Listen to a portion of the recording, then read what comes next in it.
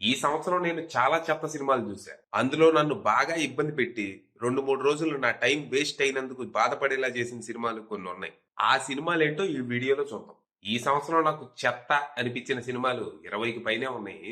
కానీ ఈ వీడియోలో టాప్ 10 వరకు చూద్దాం. ముందుగా 10 నుంచి మొదలెడదాం. నంబర్ 10 విశ్వం. గోపీచంద్ హీరోగా సీను వైట్ల కంబ్యాక్ మూవీ అని చెప్పుకొని వచ్చిన సినిమా ఇది. కానీ ఈ కంబ్యాక్ 2010 లో ఇచ్చుంటే వర్కౌట్ అయ్యేదేమో. సీను వైట్ల ఎప్పట్లాగే అదే అవుట్డేటెడ్ పాత చింతకాయ పచ్చడి కథా కథనాలతో మళ్ళీ ఆడియన్స్ ని విసిగించాడు.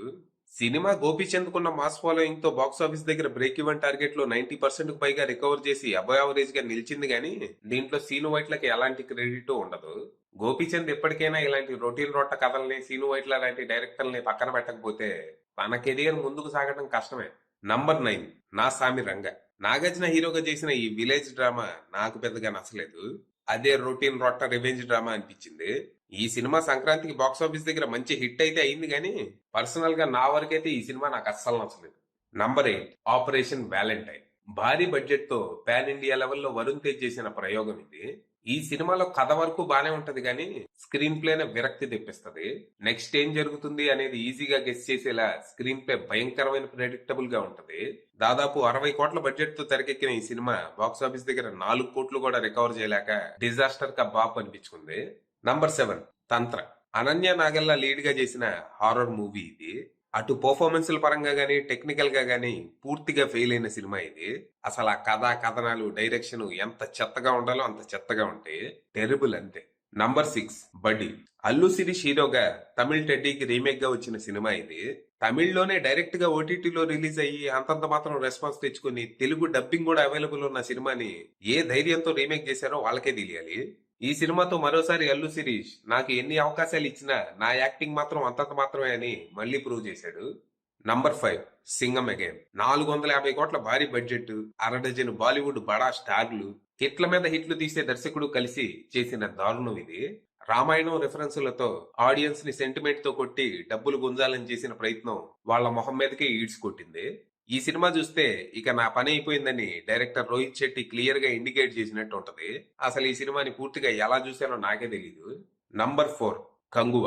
సూర్య ఎంతో ప్రతిష్టాత్మకంగా తీసుకుని 3 ఏళ్లు కష్టపడి డైరెక్టర్ శివాని ఎంతో నమ్మి చేసిన 350 కోట్ల భారీ బడ్జెట్ పాన్ ఇండియా సినిమా ఇది. కానీ రిలీజ్ తర్వాత దేశవ్యాప్తంగా అభిమానులందరినీ తీవ్రంగా నిరాశపరిచింది. Messy screenplay, terrible background score, poor direction తో సూర్య జడ్జిమెంట్ ని క్వశ్చన్ చేసేలా చేసింది సినిమా. సూర్య కెరియర్ లోనే బిగ్గెస్ట్ బ్లండర్ ఇది. సూర్య 3 ఏళ్లు పడ్డ కష్టాన్ని డైరెక్టర్ శివ తీసుకెళ్లి బుడిదలో పోసాడు. నంబర్ 3 సిడి. Criminal or devil.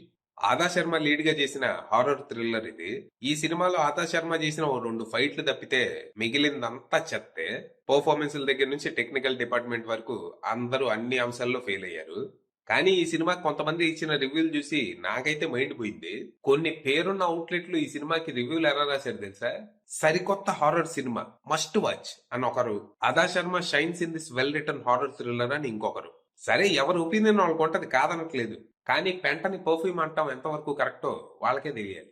Number 2 Bademiya Chotemiya. Akshay Kumar, tiger Shroff లు హీరోలుగా పాన్ ఇండియా లెవెల్లో 350 కోట్ల భారీ బడ్జెట్ తో తీసిన సినిమా ఇది. ఈ సినిమా కథ ఏంటంటే విలన్ ఓ వెపన్ తో ప్రపంచాన్ని అంతం చేయాలని ట్రై చేస్తాడు. మన హీరోలు ఇద్దరు హీరోయిన్లతో కలిసి వెళ్లి విలన్ ని చంపేసి వస్తారు. ఇదే కథ.